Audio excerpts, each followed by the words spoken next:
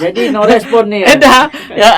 Itu terus saya tuh hanya dalam batin nih suatu saat Romanus tulisanmu yang kecil ini pasti bisa dibaca orang. Itu bagi saya yang meneguhkan tuh, Modi.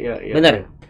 Lalu karena dulu nulisnya masih pakai, bayangin tuh apa ya, flash disk bukan USB ya, yang disket. Nah itu tuh. Itu susah. Pas dibuka hancur. Ya hilang. Sedih saya. Udah hilang, itu sebenarnya hilang. Benar-benar hilang. Dan mari kita duduk dan berkumpul di sini, hilangkan duka lara dan beban di hati, mendengarkan renungan yang menginspirasi. Pojok Iman. Bapak Ibu dan saudara yang terkasih, salam sehat penuh kerahiman Tuhan, salam katekese. Hari ini kita berjumpa dalam Pojok Iman yang bicara kepada kita tentang kisah-kisah kehidupan yang tentu saja penuh makna dan bisa dibagi-bagi dan berbuah untuk Anda dan saya. Kira-kira Pojok Iman bicara mengenai Master of Story, kisah-kisah kehidupan. Pada kesempatan yang indah ini saya didatangi lagi oleh Romo Romanus. teman satu rumah. Teman satu rumah sebetulnya. Dan teman saya ini orangnya rileks dan bersahaja. Kali ini saya bukan bicara tentang teman. Dulu kan dia bicara tentang bagaimana dia mendampingi para frater ya saudara-saudara. Kali ini saya mau bicara tentang bukunya. Diam-diam teman saya ini rajin belajar saudara-saudara. Padahal saya tahunya dia jalan terus-menerus. Karena banyak waktu ya. Banyak waktu. Jadi supaya nggak ada, Romanus ini apa ya kerjaannya gitu. Kerjaannya apa? Ternyata dia iseng begini. Saya bilang, buset dia. Kami berdua emang sama-sama penulis buku. Iya benar. Saya tebal, dia tipis. Tapi ini tipis banget. Iya, buku saya tebal saudara-saudara, pengajaran iman karena komisi katekese. Iya benar. Yang ini pengajaran apa ini Romo kalau dibilang? Ini pengalaman hari-hari, pengalaman harian, kemudian saya coba refleksikan dan diambil makna. Iya, makanya buku ini saudara-saudara judulnya Kisah-kisah Menggores Makna. Ya. Kita mau bahas buku ini sedikit dalam perjalanan latar Kecil belakang teman saya yang tiba-tiba rajin belajar, tahu-tahu bisa buat buku. Makanya kecil ini durasi kita ya paling 7 menit lah ya. 7 menit ya.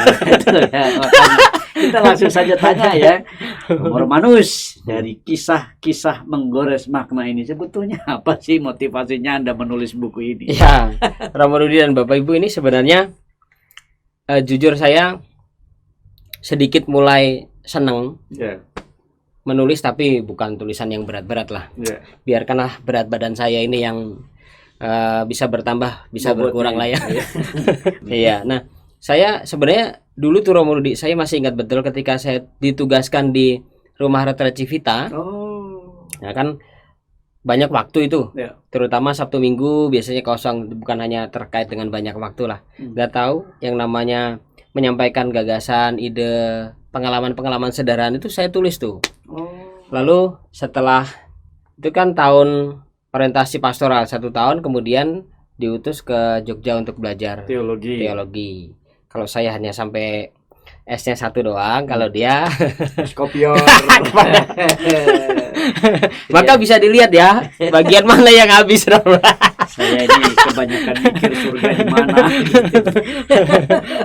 Nah di situ tuh saya sebenarnya sudah bikin tuh Modi. Lalu saya sempat bawa ke Jogja ke Kentungan, kemudian saya berikan ke salah satu Romo yang dia juga penulis buku rohani dan terkait sama buku-buku yang serius, maksudnya. Jadi waktu teologi sebetulnya udah jadi ya? Bukan, itu ini sejarahnya. Sejarahnya ya. Jadi ketika saya berikan, dia Romonya bilang, Romanus ini bagus.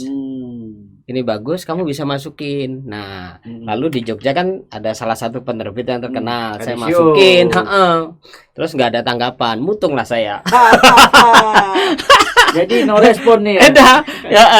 Itu terus saya tuh hanya dalam batin nih suatu saat Romanus tulisanmu yang kecil ini pasti bisa dibaca orang. Itu bagi saya yang meneguhkan tuh, Modi. Bener. Lalu, nah karena dulu nulisnya masih pakai, bayangin tuh apa ya, flash disk bukan USB ya, yang disket. Nah itu tuh. Itu susah pas itu. dibuka hancur. Ya hilang. Sedih saya. Udah hilang itu sebenarnya hilang. Benar-benar hilang dan hanya ada sisa-sisa fotokopian itu, tapi udah gak rapi. Ya udahlah. Emang nggak ada draft gitu ya? Romo kan punya. Tulisannya ada, tapi sempat ada satu frater yang tak suruh ngoreksi, kemudian pokoknya itu hilang jejaknya lah. Gitu ya, nah terus mulai lagi saya mulai prinsipnya gini, Modi dan Bapak Ibu, saya itu kalau ada kisah keseharian, sebenarnya ini kan kisah seharian. Kemudian saya tulis, lalu setelah itu saya kasih makna di bawah. Udah kecil-kecil aja kasih makna gitu. Udah saya biarin dulu. Ini ya, sebenarnya ini kan sebagian dari tulisan saya di komputer saya masih. Oh, ini yang masih tersisa. Ya, ini yang pengalaman di teologi juga ada ini. Ada ini di sini. Tapi kan pengalaman masa lalu juga dengan orang tua gitu ya. Nah, lalu setelah itu ini sebagian dari tulisan saya yang baru yang di komputer masih ada. Gitu. Lalu saya ambil aja lah. Karena saya masih ingat ada salah satu penulis buku. Dia kan pinter tuh terkait sama apa tuh ya? Kalau bahasanya apa, cara menjual tuh apa ya, Modi? Marketing. Nah, marketingnya dia kan tulis tipis-tipis. Ya, betul. Kalau Modi kan nyali dia, tebel banget. Begini saya pengajaran. Oh iya benar. Dakwah. Ini kan nggak ada nihil obstat dan imprimatur. Oh iya benar. Nggak ada nih. Nggak ada ya. Itu. Nah, lalu setelah itu saya prinsipnya ada pengalaman, kemudian saya tulis, pengalaman tulis. Nah, udah lumayan banyak. Nah, saya langsung, iya kenapa enggak ya? Iya. Kali aja bisa buat berarti lebih buat orang. Nah, lalu saya coba-coba tuh Modi. Saya ambil, saya edit lagi, terus ada salah satu teman bekerja di salah satu penerbit. Nah, ini salah satu di sini. Di Ober, dia bilang, "Udah, Romanus masukin aja gitu." Masukin di Ober. Saya masukin, tapi dia bilang dirapiin dulu. Oh iya benar. Dirapiin itu maksudnya ada kata pengantarnya, daftar isi, ini kan udah saya susun nih. Betul. Lalu dimasukin, dirapatin lah singkat cerita.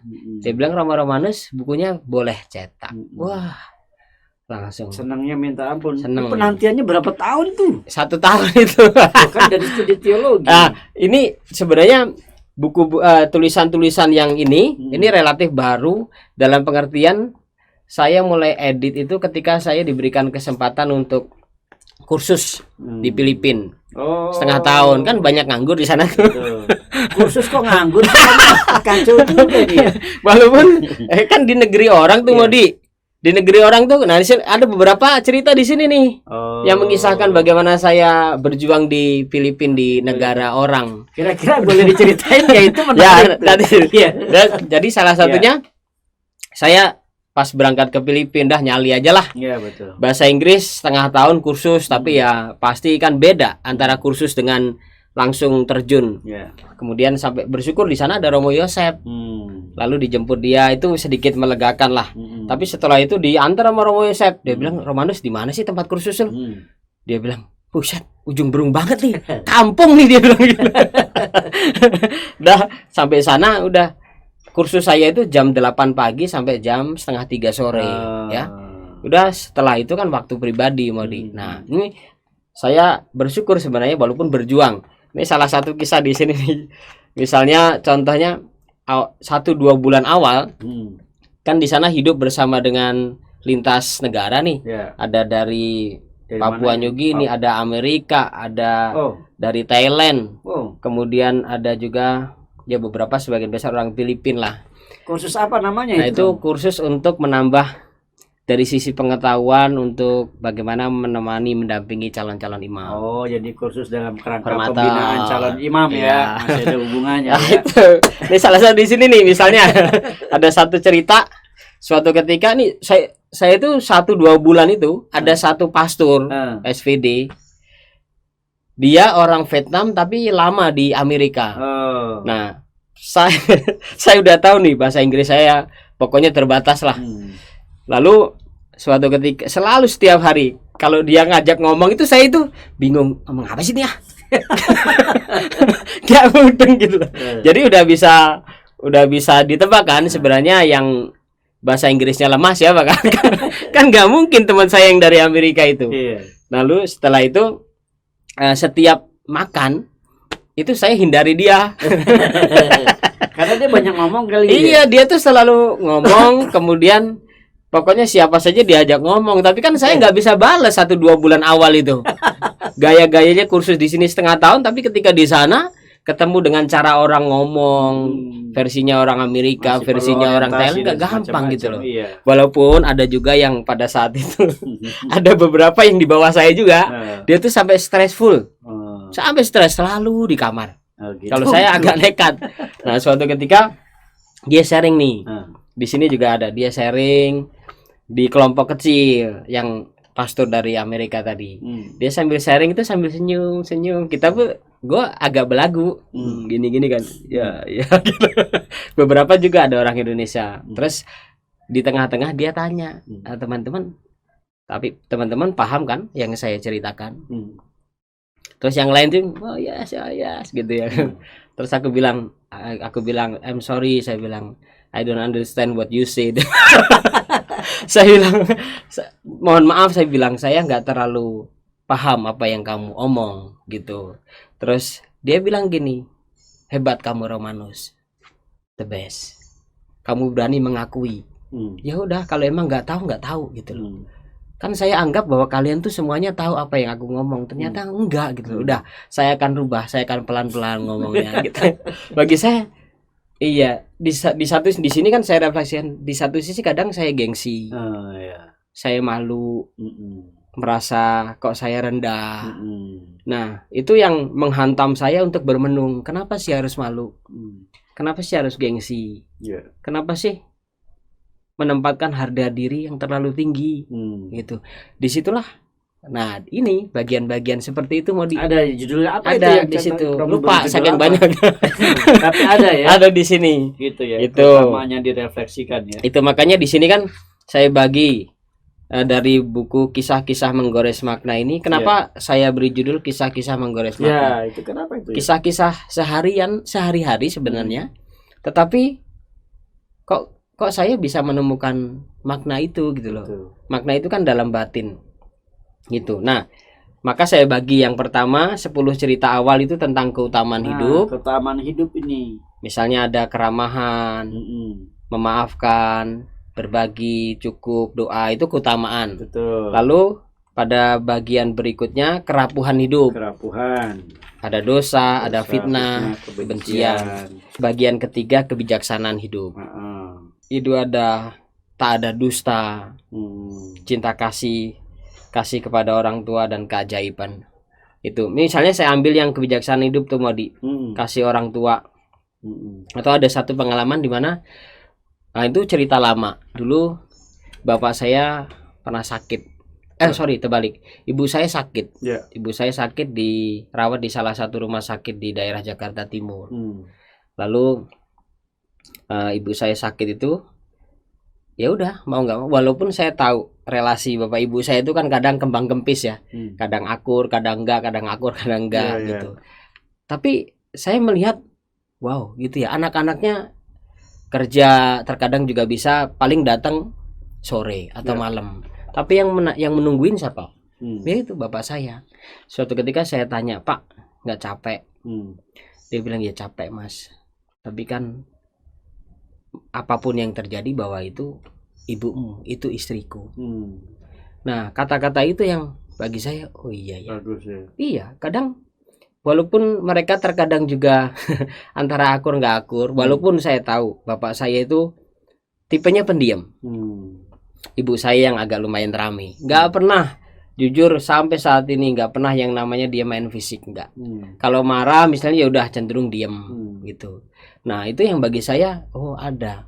Walaupun terkadang juga berjuang, tapi sampai bapak saya dipanggil Tuhan, mereka membuktikan bahwa mereka walaupun jatuh bangun setia.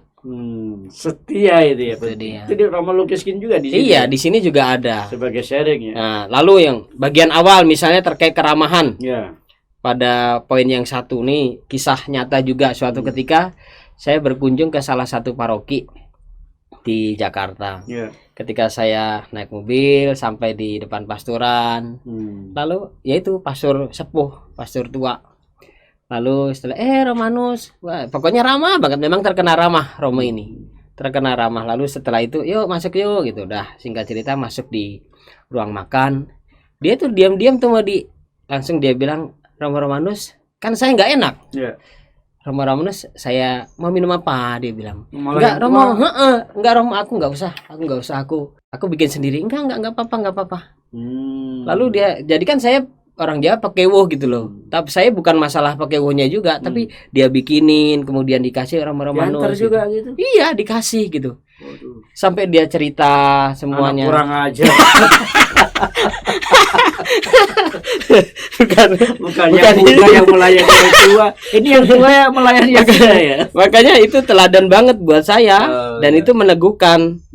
Nih, misalnya sampai saya baca aja tuh mau dia. Iya. Halaman berapa itu? Halaman yang pertama, yang pertama. Keramahan, ya kan? Nih, misalnya pada Suatu kali saya bertemu dengan seorang imam yang sudah lanjut usia. Ya. Saya bersyukur dengan pengalaman ini saat saya tiba di depan pintu pastoran. Beliau menyambut dengan sangat ramah dan senyum. Oke, saya baca ya. Ya. Mari Romo, silakan masuk. Demikian pastor tua itu menyapa saya. Saya melangkahkan kaki memasuki rumah pastoran yang sederhana itu. Saya dipersilakan duduk. Tak ada basa-basi, beliau dengan sangat ramah mengambilkan saya minuman segar dari kulkas. Betul. Saya sungguh merasa tidak enak. Haruskah pastor tua itu melayani saya? Dalam hati saya, tidak Romo, biar saya saja, kataku kepadanya. Tenang Romo duduk saja di sini dengan rileks, biar saya yang melayani Romo. Dia bilang seperti itu. Saya merasa semakin tidak enak. Saya tidak ingin membiarkan beliau melayani saya. Saya merasa sangat tidak sopan, tapi tetap saja. Ia menyeduhkan saya segelas teh hangat. Romo, saya bisa melakukan sendiri kok, kataku sekali lagi. Tidak Romo, saya pelayan, dia bilang. Demikian ungkapan yang keluar dari mulut dan ketulusan hatinya, sembari beliau memberikan senyum kerendahan hatinya. Saya tak mampu lagi melakukan banyak hal untuk menolak kebaikan yang beliau berikan. Dengan perasaan tak nyaman, saya menyeruput secangkir teh hangat seduhnya. Tuhan, saya ingin meneladan beliau dalam perjalanan saya sebagai pelayan, gumamku di dalam hati. Saya tak ingin menjadi imam yang hebat. Ini refleksinya ya. Saya tidak ingin terkenal karena banyak talenta dan juga kehebatan. Wah, nyindir saya nih. Enggak lah karena dia. Saya tidak ingin menjadi imam yang terkenal karena gengsi dan juga obsesi. Saya hanya ingin menjadi imam yang rendah hati, sederhana seperti dia, Tuhan gumamku. Saat itu mataku sungguh berbinar ketika melihat langkah dan merasakan kebaikan hati dari imam seusia beliau. Ia patutan saya. Dalam perjumpaan itu saya mendengar banyak cerita tentang hidup sederhana dan ramah yang ia hidupi. Hampir 1 jam lebih saya mendapatkan siraman rohani dari seorang pribadi yang sungguh-sungguh hidup sebagai pelayan yang murah hati. Mengapa saya mengatakan demikian? Karena dia sangat dicintai umat, bukan karena talentanya, bukan karena kehebatannya, bukan karena diberi berkat oleh Tuhan untuk menyembuhkan banyak orang yang sakit, bukan karena khotbahnya yang menggelegar, bukan pula karena ketampanannya, melainkan karena kerendahan hati dan kesederhanaannya. Romo, memang kami kerap kali secara sadar dan tak sadar menuntut banyak kepada imam kami. Tutur seorang umat yang berjumpa dengan saya. Ini pengalaman saya. Ketika saya menulis ini muncul, kami ingin memiliki imam yang sederhana, murah hati dan menyapa kami. Tak mengandalkan amarah tetapi mau mengalah. Nah, ini penting ini. Kami ingin memiliki imam yang suci, kesucian diberikan Tuhan melalui jalan kesederhanaan dan kerendahan hati. Ini juga sangat penting. Demikianlah salah satu sharing dari umat yang saya dengar. Sungguh merasap di dalam lubuk hati. Singkat cerita itu, akhirnya saya dapat pengalaman itu, lalu tak terasa waktunya saya pulang. Saya pun pamit. Di akhir percakapan, justru beliau yang mengungkapkan syukur dan terima kasih sudah dikunjungi. Coba bayangin. Seharusnya kan saya yang mendapatkan siraman rohani itu. Sekali lagi dia menggoreskan tinta emas kebaikan dalam hati saya. Dia membuka pintu gerbang dan membantu mengeluarkan kendaraan saya. Coba turun hati banget tuh. Dan dia menitipkan salam buat teman-temanku di rumah. Tuhan, Engkau memberikan pengalaman yang indah hari ini. Jadikan saya pelayan yang sungguh-sungguh pelayan yang mau melayani dengan kerendahan hati dan juga kesederhanaan. Jadi buku ini lebih banyak kesaksian Romo Iya, ya sebenarnya. daripada teoritis ya. Benar. Dan Romo menjumpai fakta-fakta kehidupan yang bisa dipelajari sebagai Benar. insight. Ini kisah seperti ini nanti ketika bercakap-cakap bisa aja saya tulis. Iya. Pojok Iman ini. Nanti ada buku edisi kedua. Iya. Sudah. Tapi memang menariknya buku ini ya. Saya melihat Oh, dia udah baca kan beberapa sudah, ya? Sudah Iya, baca benar. juga. Makanya itu saya merasa ini Romo Romanus ternyata rajin belajar ya. Berefleksi ya. Artinya dia menulis ini dan buat saya tulisannya sederhana saudara-saudari. Buku ini juga ditulis secara mengalir begitu saja karena bukan teoritis dan yang menurut saya di sini menarik adalah yang direnungkan, yang dipelajari adalah pengalaman kehidupan dan ini menariknya ya. Hidup itu Romo anggap sebagai miracle, mukjizat. Yang Benar. sehari-hari sebetulnya mukjizat itu nggak datang jauh-jauh ya Romo ya. Iya. Selalu ada di hadapan kita. Walaupun di awal saya bergumul loh Modi. Iya. Ketika aku masukin nggak ya percetakan, maka saya jaga hati saya. Iya. Dia dalam hati tuh bergumul gini, Romanus, kamu mau bikin ini, mau apa? Kamu mau tampil, mau show off, atau murni bahwa ya udah ini bagian dari pelayanan. Kan saya pernah sharing sama Romo Rudi juga toh. Saya terkadang pelayanan juga oke, baik. Kemudian terkadang saya bergumul, kadang saya harus batasin, saya batasin. Tapi kan Modi ngomongnya apa? Masih nggak mau dibilang Masih ingat ya. bahwa udah ini bagian dari pelayanan Iya. dan itu yang menggembirakan juga Ya, gitu. karena dia ngomongnya agak ini juga. Saya mah kalau ada banyak permintaan, Nah, kalau itu udah kebanyakan saya tolak. iya. Loh kenapa? Takut gua ngomong kosong. Iya. Hah? Omong kosong? Loh ini bagian dari pelayanan Iya, Romo Romanus. Kalau dituntut kamu harus ngomong begitu ya ngomonglah gitu. Iya, itu saya diteguhkan tuh kepada saya. Oh iya ya. Iya, ini kan bagian dari pelayanan. Nah, maka saya menata hati sungguh Betul. bahwa ya udah ini bagian dari sebuah pelayanan, cara mewarta. Ya semoga saya nggak muluk-muluk 1, 2 orang, 3 orang akhirnya tersentuh dengan tulisan-tulisan Iya, sederhana. Ya udah. Sebab kadang-kadang kan saya hanya berpikirnya itu kan ya berarti kan kita bisa misalnya Romo Romanus punya catatan yang seperti itu, Ya. saya kan agak sebaliknya itu Ya. karena tugas. Iya. Dan tugas saya ini ya harus menjadi pembicara dari paroki ke paroki. Iya. Kalau itu saya tolak, saya batasi, lalu bagaimana orang menerima saya? Itu pikiran saya. Iya. begitu. Saya pada batinnya dalam hati batin, ini mau nyindir saya bukan sih? Nggak ada sama sekali. Enggak ya. Tapi itu Iya, pentingnya betul. bahwa saya bisa share gitu ya. Meneguhkan. Dan saya mendapat masukan, saya Betul. diteguhkan. Maka ya udah ini hanya sebagian kecil dan ya misalnya saya nggak omong kosong, nggak pura-pura memuji. Misalnya buku yang Romo Rudi bikin, Ya, itu beberapa kali saya mendampingi katekumen. ya, Kan kadang saya bingung, saya pakai buku kuning itu, ya. Iman Katolik itu Oh, saya betul, baca gitu. betul, Bang. Loh saya aja pusing. Apalagi Gimana katekumennya. iya gitu loh. Nah kan saya baca-baca tuh yang buku yang ditulis sama Rudi, Iya. lalu saya, wah ini kok enak ya, bahasanya ringan Jadi ya. sederhana kan. Itu terus saya beri ada salah satu, kamu baca gimana, oke Romo, enak Romo gitu. Nah sederhana konsep saya kan rajin baca Intisari. Ya, Intisari itu kan bahasanya sederhana, betul. maka saya punya filosofi sederhana. Ada atau tulisan-tulisan yang atau pengetahuan yang terasa berat, kalau seandainya bisa dibahasakan sesederhana mungkin tanpa mengurangi makna, Ya. kenapa enggak? Nah ini saya coba seperti itu. Dan Romo setelah menulis buku ini pasti nggak berhenti dan masih ada juga Ya kisah-kisah doakan. kehidupan kan. Artinya karena kisah kehidupan kan Nggak ada berjalan habisnya terus. ya. Kalau enggak saya bilang nggak belajar lagi nih. Iya benar. Ya, atau malas belajar lagi. Ternyata teman saya ini rajin. Jadi kami diutus ini sama-sama rajin. Maka minimal gini Bapak Ibu. Iya. Kalau seandainya ini Romo Romanus kemana? Romo Rudi nanya kan, Iya. oh di kamar. Oh pasti lagi. Gitu. Buat ketiduran juga. Walaupun kadang oh tidur gitu Ya, kita. Apa yang ingin disampaikan dari buku ini kalau misalnya pemirsa ingin tahu? Iya. Yang paling sederhana, oke nggak usah muluk-muluk lah. Pengalaman 1 hari 24 jam itu kan banyak. Ya. Maka saya punya prinsip ginilah. Kalau ada bahasa sederhana itu ada satu kata kan menjimpit ya. Ya. Menjimpit kan beda sama ngerauk ya sama dia. Misalnya ada beras nih ya. Ya. Terus diambil cut gitu. Dirauk gini. Ya.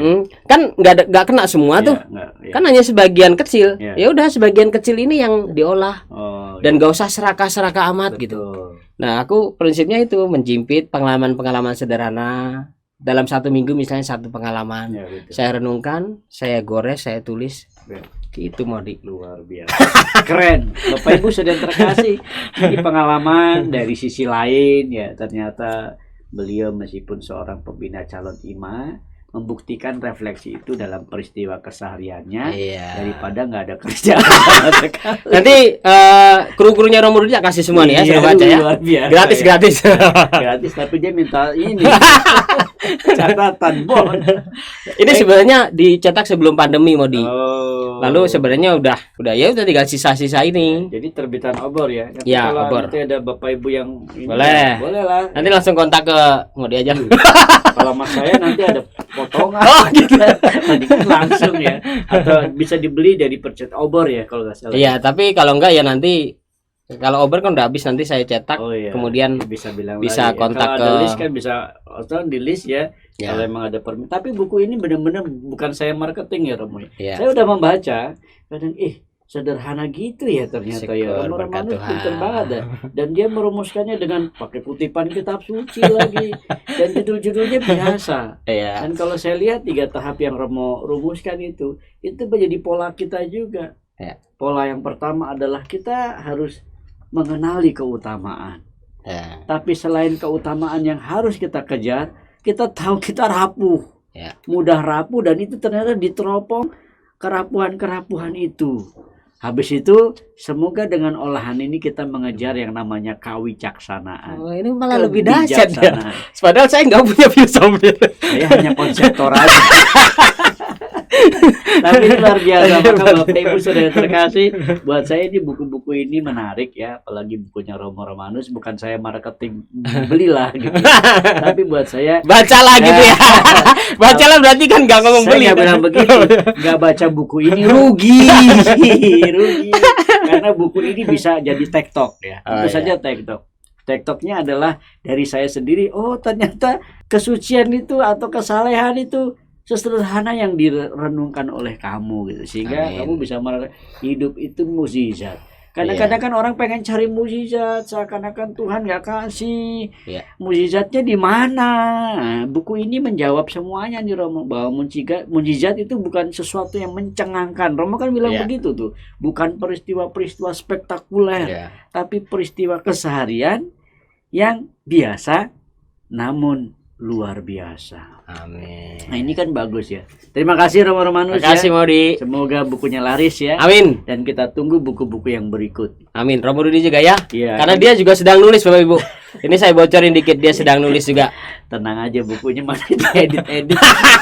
Besok ada keluar lagi judulnya Pojok Iman. Oh gitu. Pojok Iman ya. Kita mojok-mojok dan sebagainya. Udah berapa jam ini? Udah lama kayaknya.